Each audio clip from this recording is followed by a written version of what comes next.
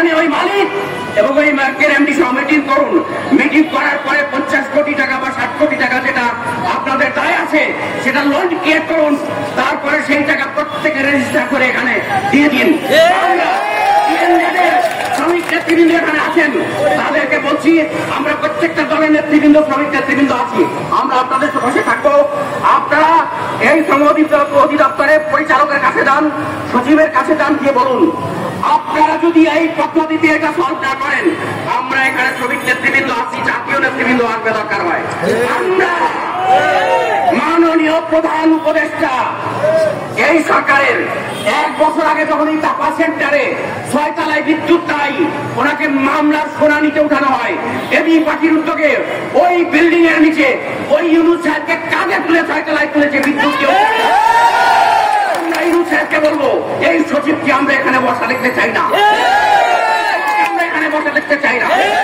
আমরা এই পরিচালক, এই সচিবের উদ্দেশ্যে বলতে চাই, আমরা আপনার কাছে ভিক্ষা চাইতে আসিনি, আপনার পকেট থেকেও টাকা চাইতে আসিনি।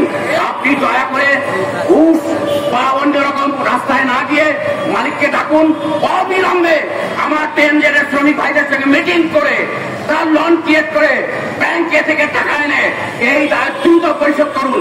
এর টাইম কবে হবে, কয়দিন হবে, কেন্দ্রের শ্রমিক নেতৃবৃন্দ ঠিক করবেন। আমাদের সঙ্গে পরামর্শ করলে আমরা তাদের পাশে থাকবো। আমরা জানি ব্যাংকের লোন কিভাবে ক্রিয়েট করতে হয়, ওই শ্রমিকের মর্গেজ দেওয়া আছে, আমরা ব্যাংকের থেকে লোন ক্রিয়েট করিয়ে দেবো দরকার হয়। এই টাকা না দিয়ে আপনার পালাবার কোনো সুযোগ নেই। আমি সচিব মহোদয়কে বলবো, হয় আপনি এই চেয়ারে থাকবেন, আর না হলে আপনাকেও সরে যেতে হবে এই চেয়ার থেকে। এই নেতৃবৃন্দ যারা আছি, আপনি আমাদের এই সমস্যা সমাধান না করলে আপনাকে চেয়ারে থাকতে দেবো না। দেশে প্রায় 10টা কারখানায় এই ধরনের সমস্যা চলছে। এই মালিকরা, এই শ্রমিকরা দীর্ঘদিন কারখানায় কাজ করেছে। কাজ করার পরে এই মালিকরা এই শ্রমিকদের উৎপাদিত টাকা, ব্যাংক থেকে লোনের টাকা নিয়ে এই মালিকরা যে দেশ ছেড়ে চলে গেছে, পালিয়ে গেছে, আজকে শ্রমিকরা রাস্তায় রাস্তায় ঘুরছে।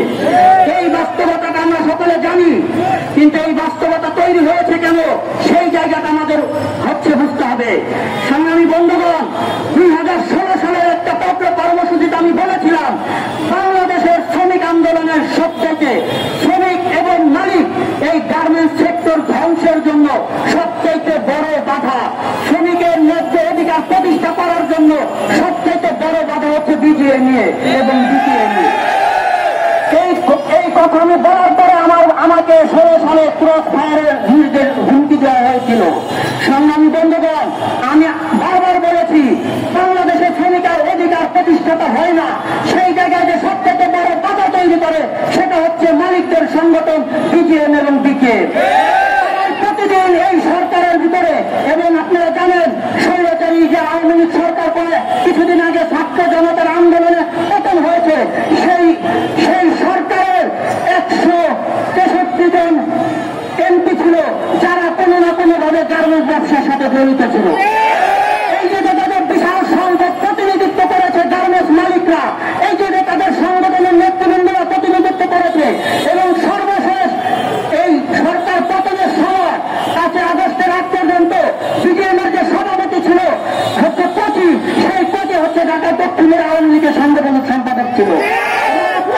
সবচেয়ে আশ্চর্যের বিষয়, এই কোচি কোন গার্মেন্টস মালিক ছিল না, কিন্তু সে বিজিএমের সভাপতি হয়েছিল এই ফাঁসির সরকারের ক্ষমতা বলে। এবং অতীতে আমরা দেখেছি এইভাবে করে তারা ব্যবসায়িক প্রতিষ্ঠানকে তাদের রাজনৈতিক একটা জায়গা তৈরি করেছিল, তারা সেই শক্তি প্রয়োগ করে, তারা তাদের সেই বল প্রয়োগ করে বাংলাদেশের শ্রমিককে পেটে লাথি মারার জন্য আইন তৈরি করেছিল। সে আইন আমরা ভাঙতে পারিনি। আমরা মজুরের আন্দোলন প্রতিদিন করি, প্রতিনিয়ত করি, প্রতি মাসে করি। আমি আমার বক্তব্য বহুতবার বলেছি, আমরা নেতৃবৃন্দরা, শ্রমিক নেতারা যতটা মজুরের আন্দোলনের জন্য ঐক্যবদ্ধ হয়, ততটা রাষ্ট্র কাঠামো গঠনের আন্দোলন ঐক্যবদ্ধ হয় না। কারণ এই আইন পাল্টানোর আন্দোলনে তত ঐক্যবদ্ধ হয় না। কারণ হচ্ছে আইন পরিবর্তন করার জায়গায় বড় বাধা বিজিএম বিকেএম তাদের কাছ থেকে তাদের মাসে এরা নিতে হয়, তাদের টাকায় তাদের চলতে হয়, তাই বাংলাদেশের শ্রমিকের পক্ষের আইন হয় না। আমরা যে শ্রম আইন বলি, শ্রম আইন 2006, আমি আবারও বলতে চাই, এইটা কখনো শ্রম আইন হইতে পারে না। একটা শ্রম আইনে 98% মালিকের পক্ষের বলবেন শ্রম আইন, এর চেয়ে হাস্যকর বিষয় আর হইতে পারে। এটা সর্বোচ্চ একজন মালিকের কারখানা পরিচালনার নীতিমালা হইতে পারে, কিন্তু শ্রম আইন হইতে পারে না। আর এই আইনের বলে এই মালিক প্রতিদিন শ্রমিকের পেটে লাথি মারে, প্রতিদিন শ্রমিককে নির্যাতন করে, প্রতিদিন শ্রমিকের মজুরি চুরি করে।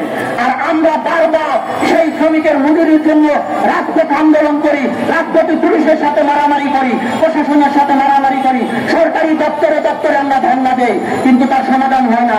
তার কারণ হচ্ছে এই আইন তৈরি করার জন্য যেমন তারা হচ্ছে তাদের প্রভাব বিস্তার করে, এবং এই আন্দোলন জমানোর জন্য মালিকরা তাদের প্রভাব বিস্তার করে।